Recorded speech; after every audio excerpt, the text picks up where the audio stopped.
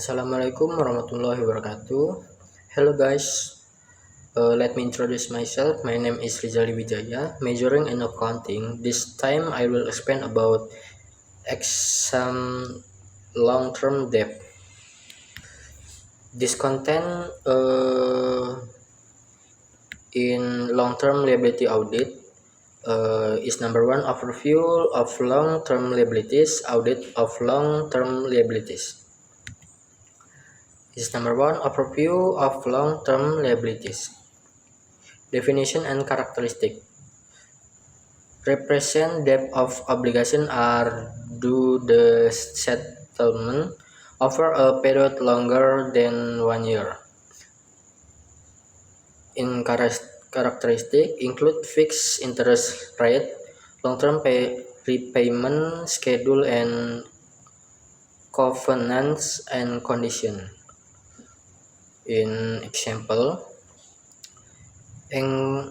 encompasses instrument such as bond payable, long-term loans, and lease obligation.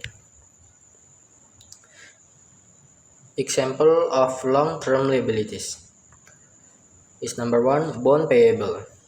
Bond are long-term debt issues the investor requiring repayment of over several years, often with fixed interest schedule. Long-term loans, bank loans of credit facilities and extend beyond 1 year, usually used for purchasing fixed asset like matching of property. Deferred tax liabilities. This areas the taxable income differs for reported financial income, reflecting tax owed in future periods. Is number 4, lease obligation. The long-term position of lease payment tied to equipment or property lease the category as long-term liability. Importance of long-term liability is number one, asset investment. Long-term liabilities enable company to acquire expand fixed assets like factories, equipment, and technology critical for operation and growth. Is number two, financial leverage. They allow business to maximize operational efficiency by using borrowed funds while preserving equity and liquidity for other period.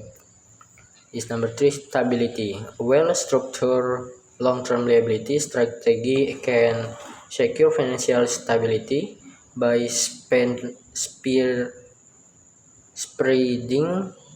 repayment obligation over time, listening about short-term financial pressure. Is number four, competitive growth. Access a long-term financing option give company the ability to improve market positioning through strategic investment and innovation and expansion. This point number two, audit of long-term liabilities. Audit procedure for long-term liabilities. Documentation review. Documentation review. Analyze loan agreement, bond indexture, and other relevant document to verify the existence and term of long-term liabilities. Reconciliation.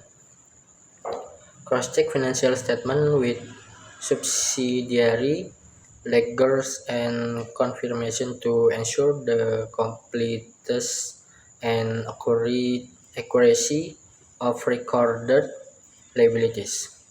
Transaksi testing. Examine a sample of liability transaction to assess proper recording, classification, and compliance with accounting principles. Subsequent event analysis. Evaluate post-balance sheet activities to determine if additional long-term liabilities exist or adjustment are required. Control framework assignment.